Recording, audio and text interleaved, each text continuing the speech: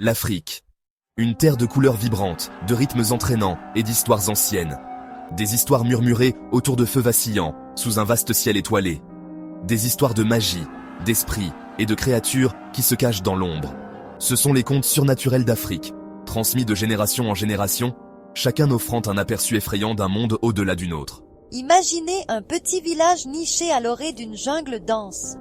L'air est épais, chargé de l'odeur de fumée de bois et de quelque chose d'ancien, de quelque chose d'inconnu. Les villageois chuchotent à propos d'une créature qui rôde la nuit, ses yeux rouges brillant dans l'obscurité. Ils l'appellent le rôdeur nocturne. Une nuit, une jeune femme nommée Abeni rentre seule chez elle. La lune est cachée derrière d'épais nuages, et le seul son perceptible est le bruissement des feuilles dans le vent. Soudain, elle entend un faible grognement derrière elle. Le cœur d'Abeni bat à tout rompre. Elle accélère le pas, mais le grognement se rapproche. Elle n'ose pas se retourner, la peur donnant de la vitesse à ses pas.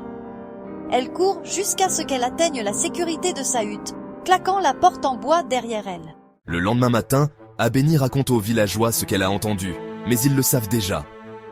Le rôdeur nocturne a fait une autre victime.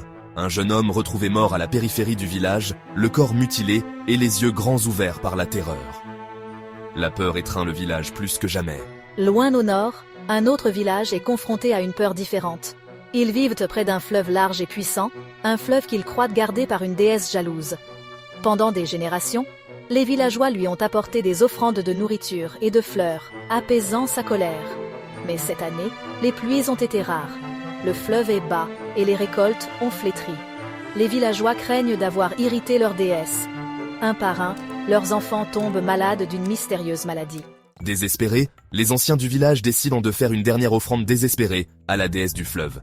Ils choisissent une jeune femme, la plus belle du village, pour être sacrifiée au fleuve.